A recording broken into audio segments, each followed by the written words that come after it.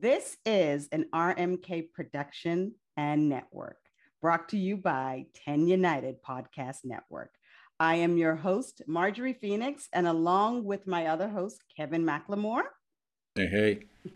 We want to welcome you to another episode. As part of our ongoing music series tonight, we are bringing you the music makers, the musicians and singers behind Dayton's own Top Secret. Now, if you don't know who Top Secret are, you're about to find out, because not only are we going to introduce them to you through this conversation, you're going to get an opportunity to see them perform right here on RMK Productions this Sunday, October 3rd at 6 p.m. They are about to bring the funk and R&B to us. Top Secret has a 7-member band, and they will be performing R&B, jazz, neo soul, you name it.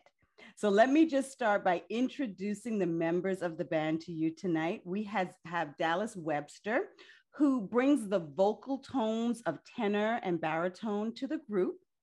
And we also have Felicia Jefferson, who helps to soften the vocals with her smooth alto lead and background vocals. Welcome to the show, you guys. Hey, Thank you. glad to be here. Glad to be here. We are excited. We've been in conversation with you guys for a while, well, particularly you, Dallas, about bringing you all on. And we really wanted to talk to you about the makeup of the band, the music, a little bit of background about you. So why don't you share with our audience how the band started and how long you guys have been together? Well, Flash was the founder of the band Top Secret. And the band celebrated 10-year anniversary this summer. And so I've been with the band about 6 years myself. So I'll tell you an interesting story. I was thinking about starting my own band, and I ran into a young lady who was a singer. She told me she was singing at a nightclub. And when I went out there, it was Flash and his band, and they didn't have a guitar player. And so the young lady, I didn't really like her, but ultimately I talked to Flash, and he and I, struck up a conversation. I told him, I said, well, man, it looks like you don't have a guitar player and I play guitar, can you make some room for me? And so, he gladly brought me on. And so from that point, I kind of grew into some leadership roles with him. And he and I are really, we co-lead the band now. So Flash manages the HR portions, I'm going to say, as far as, making sure we've got the right personnel in the band, and he chooses, puts together the song list, et cetera. And then I focus more on running the business and, getting gigs and those types of things. That is cool. Now, you say you play the guitar. Yes. Do you play any other instruments? Because I know you come from a musical family of sorts. Yeah, I've played on stage. I've played keyboards, keys, and then I sing lead and background vocals. So I've got a strong tenor voice, and I can I sing artists such as Kim and Anthony Hamilton, Maurice White, etc. Yeah. What's one of your favorite songs to sing that you really get into? You can feel it. Oh, well, ooh. Well, you caught me off guard there. But I do of late I've been doing some Alexander O'Neal, as a matter of fact. And so that's always a favorite. That always works well. The song called "Fake," if you remember that one from the 70s. Alexander O'Neal and his team, they were out in Minneapolis. So that's one of the songs that I do as well. Oh wow, interesting. Alexander O'Neal. Giving you the best of me by Anthony Hamilton. That one always goes over well as well. Now you're talking. Okay. Now, Felicia, I was reading your resume and realized you are classically trained. And I am. And you sang with the group Slave, and you've been on the stage or shared the stage with Shirley Murdock, one of my favorites, another one you don't hear that often. Right. You know, Bootsie Collins. Mm-hmm. I mean, tell us about that. That's awesome. Well, I mean, I have been in music my entire life. You know, I started playing flute in the 3rd grade. Yeah, so, and still play to this day. Sometimes I play with Top Secret. It kind of depends. I'm trying to work it in a little bit more. But I've always played like just mainly in school. And then when I got in college, I met some friends and we started a band, and it was actually an alternative band. And we did a bunch of touring all over the East Coast. And we were at like Paul Simon's concert that he did in Central Park like many years ago. I'm probably dating myself at this point. But we were one of the bands that played like before Paul Simon came on, and we got to be there the whole day. It was so fun. And then after I did that, some friends of mine got me, my brother actually called me one day and he was like, Slave is looking for some female vocalists. Do you want to sing with them? And I was like, well, I'm not doing anything else. So I went there and I did some touring with them. And that was, you know, that was interesting. It was a great experience, you know, always very interesting playing, you know, and just touring all over the place. Sounds like you're driving your sports car. I apologize. It's at the Autobahn. So then, you know, I did some things with some other bands. I ended up just doing top 40, which was something I hadn't ever really thought about doing, and I really enjoyed that. And played with some other local groups, and then I took some time off. I had babies, and I took some time off and didn't do any. I just kind of quit music because I kind of wanted to devote time to my kids and my family. So I took a lot of time off. And then when they kind of got older, they were like, you used to play in a band. And I was like, yeah, but I took time off and they wanted me to do it again. So I kind of rekindled all of that. And I ran into Dallas at church because that's where I started playing. I started playing at church. And he was like, you know, would you think about coming and doing some stuff with us? And, you know, so, I mean, and that was it was what, 6 or 7 years ago. So I came and I did some stuff and had a really good time. And then, you know, my kids kind of started occupying my time. So I took some more time off, and, you know, now they're all in college. So now I have plenty of time. So, and I got back with them, and I'm just having a really good time. And Felicia, Kevin, any of your children in the business, entertainment business? Actually, my daughter currently plays trumpet at Tennessee State University in the marching band. And that is a whole different experience. You know, she literally said she wanted to play clarinet when she started at Trotwood as a freshman, and the first day she came home with the trumpet. And ever since then, she has just been playing and kind of has a knack for it. So, and my son, he plays drums and he plays bass. Their dad plays piano.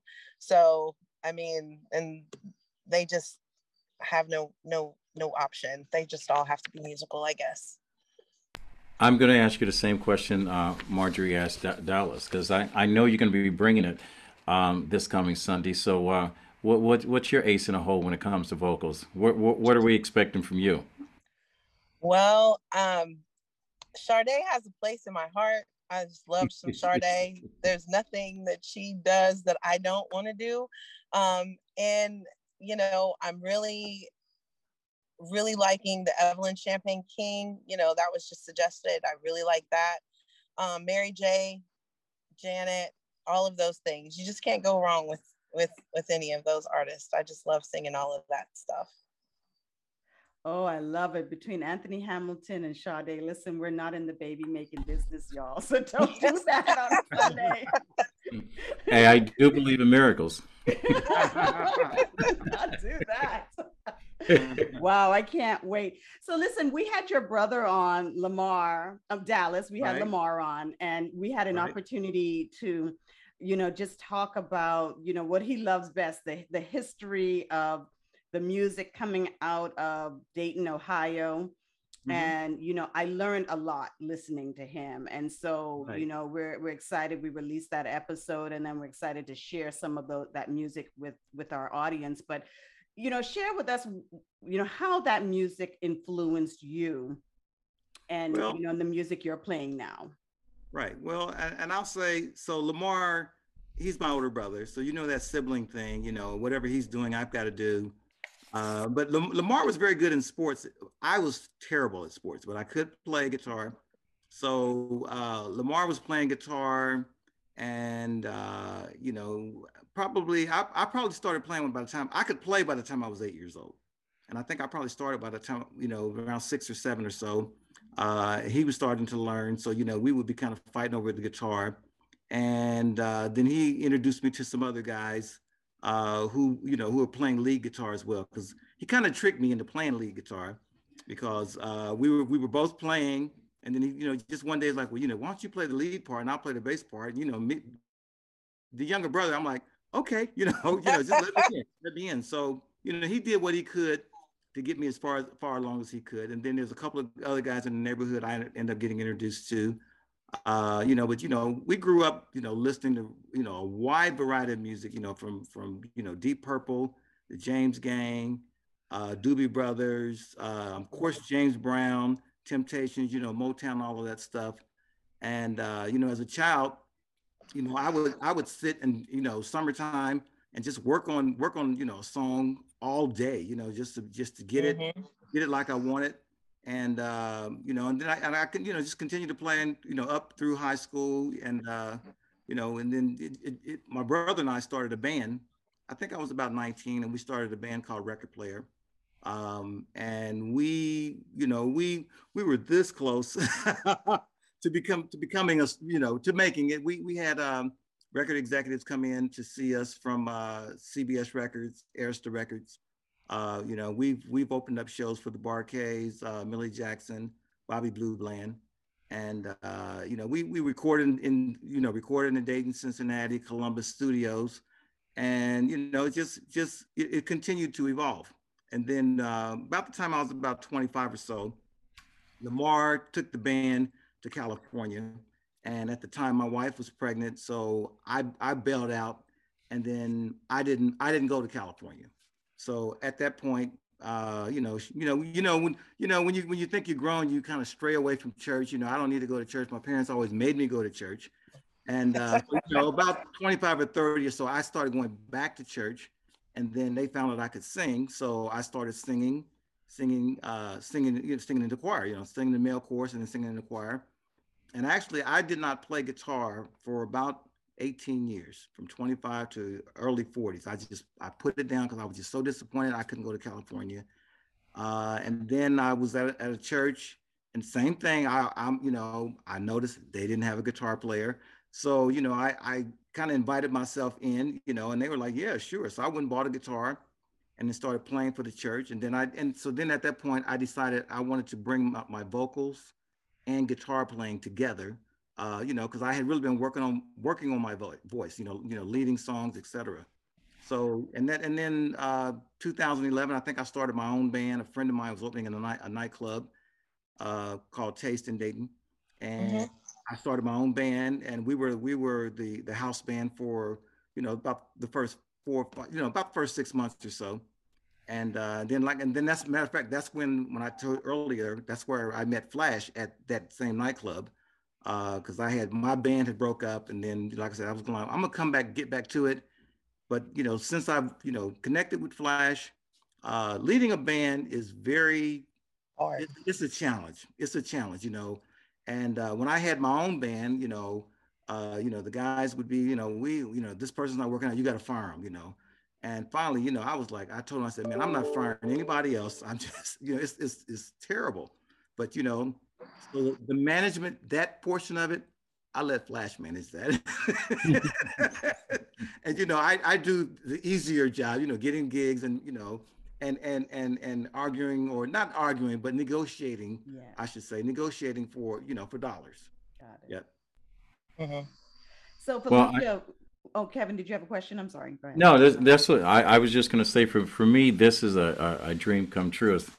You know, I've talked to my partners and talked about how I grew up and how Dayton was the mecca for the sound that we enjoyed. You guys actually played real instruments. Is actually your voice on the recording. And I noticed, Felicia, you were, you know, you did a lot of Battle of the Bands back in the day. I went to Roosevelt. There were a lot going on back there. Were you part of Yeah. that? I wasn't personally. Like I was just mainly like I went to Stivers and I went to Colonel White, so I wasn't in all of the Battle of the Bands. I mean, I knew people in the neighborhood that did those kind of things. I was just kind of all focused on going to college and playing flute in the Philharmonic and doing those kind of things. That's where my focus was at that time. I didn't really get into all of this. I mean, even though like I saw Roger Troutman, Zapp, all of them every day. I lived on Otterbein, right around the corner from their studios, and they walked by every day. And I would talk to them. That's where I met Shirley, you know, and it was like really crazy because to me, that was just, they was in the neighborhood, Yeah. you know, all the time. And so I didn't really get into the Battle of the Bands. When I was in college, yes, I did a lot of stuff then, but then, you know, my focus is just a little different. I apologize. Hold on. There we go. And so, you know, I didn't really get into playing in bands until college. And then like I play keyboards. I played a little guitar. I used to like just write my own music and play guitar down on Canal Street at Canal Street Tavern and open up for bands and stuff like then. I don't play a lot of guitar anymore, you know, but mainly just keys and sing and flute is all I've really done. That's cool. The multiple instruments. Let me say, speaking of the Battle of the Bands, Kevin, I remember, so I'm old enough to remember the Battle of the Bands. They would be up at Roth High School. That's where I went to Patterson, but I lived in the neighborhood of Roth.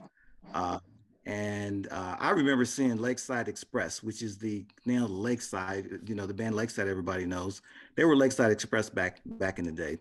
And those guys were fantastic even back then, and they were a cut above the rest. They would be winning the talent shows often, and just to see, these guys playing, and I knew I played, it's just exciting. I remember Sugarfoot living at Hoover and Burley, right across from Westwood School, and he'd be out, playing guitar right out in front, in his front yard, playing out there. Matter of fact, it's right 1 block from where Felicia lives now. Matter of fact. All right. Yeah, but so the players, the Ohio players, they've been through, the guys from Slave. I grew up with most of those guys. Went to school with several of them. Have played in bands with several of the guys.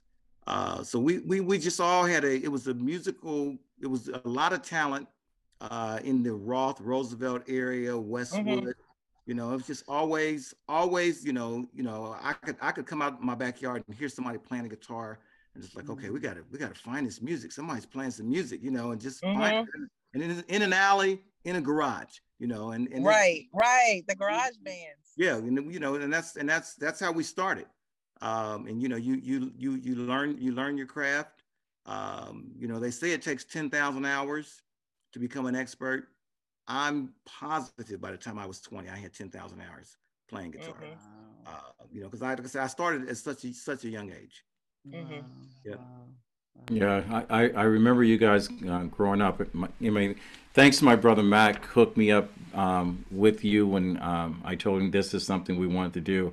I remember as a little kid, Mac wouldn't let me come and play around you guys. I remember, and I think I told you this before, he took me to Zapp's studio when they were recording, and while they were playing, I was in the back trying to sing so someone can hear me, so someone can put me on stage. And here I am now with you guys as stars, and so I'm a little starstruck myself. I'm still that little kid I grew up with. You know, so I just want to say thank you, and you know, for doing this. This is going to be exciting because you guys are real singers playing real instruments, and Yes. you're Oh yeah. bringing the funk. You're bringing the funk back.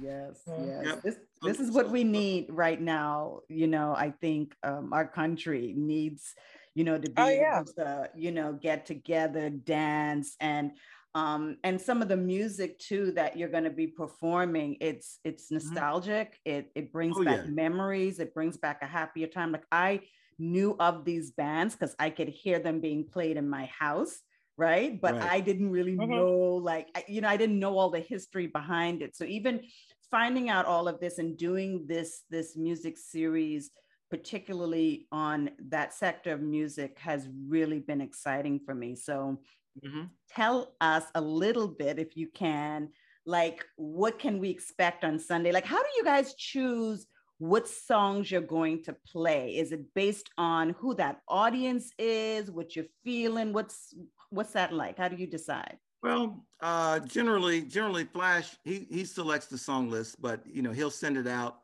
And I will critique it. Depending on the audience. Some audience we know, like we just played we played Sunday at an American Legion, and I call it a juke joint. So it's a much older crowd. Much Right. older crowd. They like blues. They like Mm. crooning. You know, whereas 2 weeks ago we were at NCR Country Club. And so Mhm. that those folks there, they were ready to dance and party, and so they wanted to hear a lot of upbeat songs, and so we Mhm. we kind of gauge it based on who we know the audience is going to be. But so Sunday when at the live stream, we're gonna do some Earth, Wind and Fire. I think I stated earlier, I'm going to Mhm. say Alexander O'Neill, Tina Marie. Yes. Uh, you Yeah. know, Felicia's doing Boogie Oogie Oogie. By Texas Yes. Honey and Evelyn Yes, Champagne. I am. We got some Shaka Khan. Yes. Doing a little New Birth. So Mhm. we've got a nice genre. A nice mix of upbeat songs. Yeah. And we always sneak in something to allow somebody to do a little crooning as well. Mhm. Right. Beautiful. I cannot wait. Yeah. Hey, and I've seen some of the video you guys performing. I'm Mhm. going to tell you, for all of our people that are listening, that are anticipating this, I'm just saying, hold on to your seats, because these are our people. These are my people. I'm fans of these young men and young women, and I'm going to tell you, for all of you guys that are going to be attending this weekend, get ready to have. I don't know what you say. That you're not in the baby making business again. I'm just saying that door may be open. Well, Yeah. I'm Well, on listen, grandkids. I'm on thank grandkids. So we want to thank you guys for taking time out of your schedule to come on and okay. just rap with us and share. We're looking forward to Sunday night. And to our audience, we hope that you guys enjoyed this interview and are excited about joining us on Oh Sunday, yeah. October 3rd Yeah. at 6 p.m. Eastern for our live virtual concert with Top Secret. So I'm telling you, get your drinks, move the furniture out of the way, It'll be a get, fantastic, get fantastic. ready to party. We'll we'll Yes. we'll, we'll be getting prepared later this week for the event for Sunday. Making sure that we've got everything in place, and it's going to be a Mhm. fantastic show. Fantastic show. You're going to love it. Mhm. Awesome. Right. Awesome. And it's going to be Can't wait. right here live on our YouTube channel and streaming on Facebook. So the only way you're going to be able to see it is if you go right now and subscribe to our YouTube channel. That way you'll get the notification when we go live. Or you follow us on our Facebook page at RMK Productions and Network. And then that way you'll be able to share it while it's live with your friends and followers. Right. All right. This is a barefoot party, right? Oh yeah. All right. Awesome. Awesome. Well, listen, until next time, remember, be the change that you want to see in the world. Thanks for joining us. All righty. All right. Thanks so much. Bye. Thanks. Bye. So much. All right.